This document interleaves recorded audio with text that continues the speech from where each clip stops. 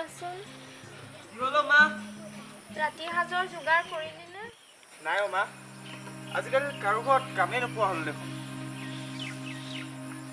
সদায়নো ক'ত ঘৰে ঘৰে কাম ওলাব দেউতাৰা ঢুকোৱাৰ পৰা তই পঢ়িবলৈও নোৱাৰিলি এতিয়া আকৌ মোৰ বাবে হ'ব দেচোন এইবোৰনো এতিয়া কেলে উলিয়াব লাগে এইবোৰে আমাৰ কপালৰ লিখন আৰু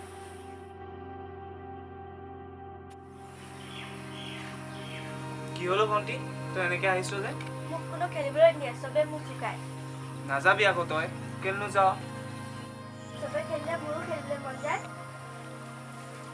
চা ভণ্টি সিহঁত আমাৰ দৰে দুখীয়া মানুহৰ লগত খেলা মানুহ নহয় মই তোক বনাই দিয়া পুতলাটোৰ লগতে খেলিবি যা খেলগে যা যাচোন যা ভিতৰলৈ যা ককাইৰক অলপ শান্তি দে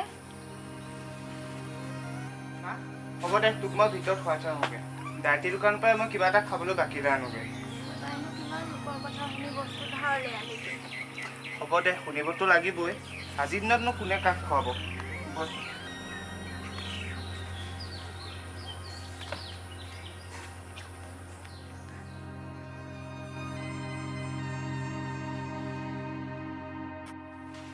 অ' দাইটি এই চাউল কেইটামান লাগিছিলে তই অঁ ধাৰ নিয়া মানুহটো নাইকিয়া হৈ গ'লি যে হাতত পইচা নাছিলে সেইবাবে নাহিছিলোঁ আৰু কাম কৰি যিকেইটকা পাওঁ মই ইমান দৰৱ আনিবলৈকে নোজোৰে তই এইবোৰ কথা কিয় কৈছ তোৰ এইবোৰ কথাই মোৰ দোকান নচলে নহয় আৰু এটা কথা তই মোৰ দোকানত বাকী পাম বুলি কেনেকৈ ভাবিলি তোক আৰু চাউল এটাও ধাৰলৈ নিদিওঁ দাইটি মোৰ চকুলে নাচালো মোৰ বেমাৰী মাজনী আৰু ভণ্টি চকুলে চাওক কিবা এটা দয়া কৰক চুপ তই ইয়াৰ পৰা যা আৰু সোনকালে পইচা ঘূৰাই দিবি আপোনাৰ মই ভৰিত ধৰিছোঁ মোক এনেকুৱা নকৰিব কিবা এটা দয়া কৰি দিয়ক আৰু এই চবৰ পৰা শান্তিয়ে দোকানখনো খুলিব নোৱাৰো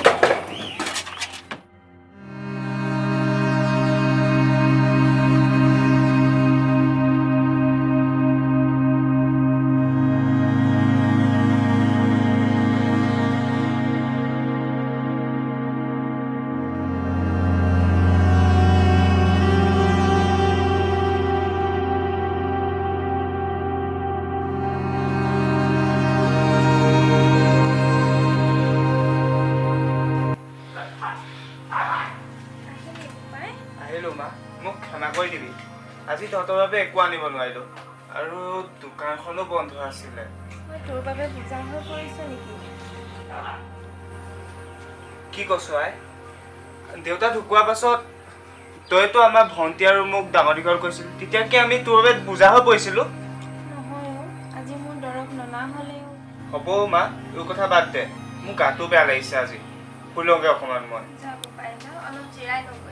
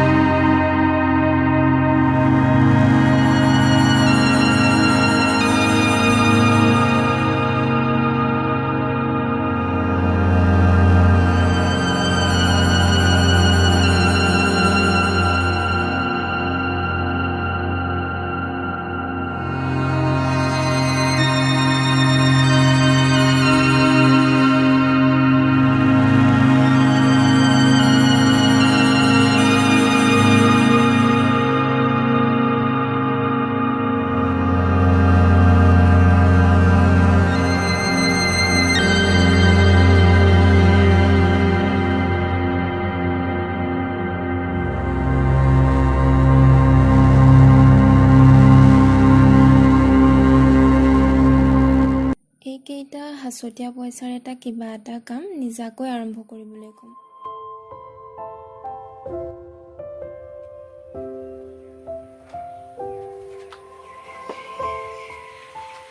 মা ভণ্টি উঠা নাই নি উঠিলে তাই চাহ বনাই আছে বৈ হাতে বৈ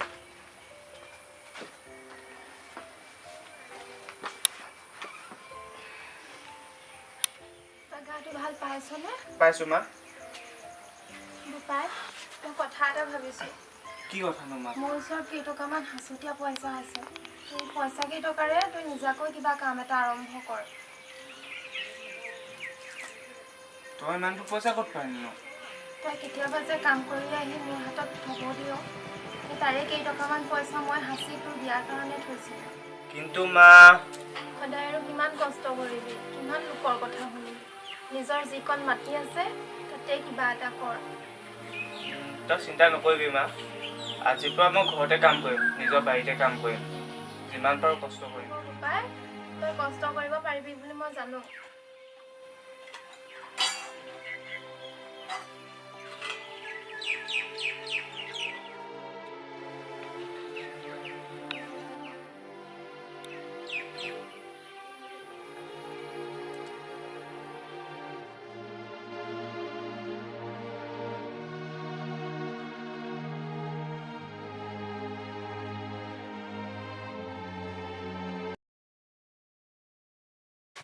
মা মা ভাল পাইছা না? পাইছোঁ অলপ। হেৰি এই টকা লোৱাচোন, এই টকা বাচি আহিছে। ভণ্টি কি ভণ্টি দেখিলা হেৰি গোটেইটো চোলা এটা আনিছোঁ, চাবিচোন যা। মই পিন্ধি চাওঁগৈ দেই। অঁ যা। পাই, মই জানো তই আৰু কষ্ট কৰিব পাৰিবি, মাথো কাকো অন্যায় কৰি নাযাবি। মা মই তোৰ ল'ৰাই, এনেও এদিন ন এদিন আগবাঢ়িমেই। হ'ব হ'ব, যা বজাৰৰ পৰা আহিছ, ভৰি হাতকেইটা ধুই ল'গৈ। হ'ব দে, ভৰি হাতকেইটা ধুওঁ আৰু ডাইটি দোকানটো ধাৰকেইটা মাৰি আহোঁগৈ।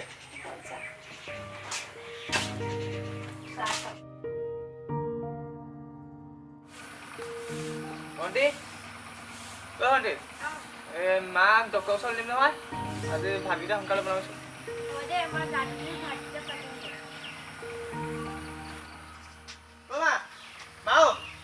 জলদি কৰ, দেৰি হৈছে, গাড়ী যাবই নহ'লে।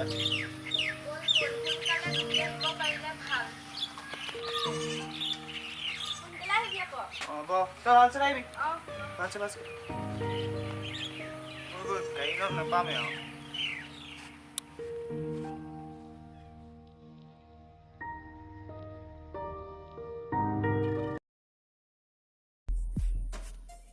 এনেদৰেই সি মাকৰ কথা মতে সকলো কাম কৰি গৈ থাকিল।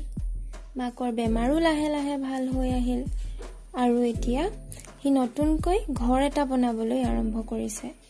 সিহঁত এতিয়া সুখী। নমস্কাৰ। নমস্কাৰ। আমি মা ষ্টুডিঅ' নামৰ এটা নতুন ইউটিউব চেনেলৰ জৰিয়তে এখন ছবি আগবঢ়াইছোঁ আপোনালোকলৈ, আৰু আপোনালোকে সকলোৱে সহায় সহযোগিতা কৰে যেন।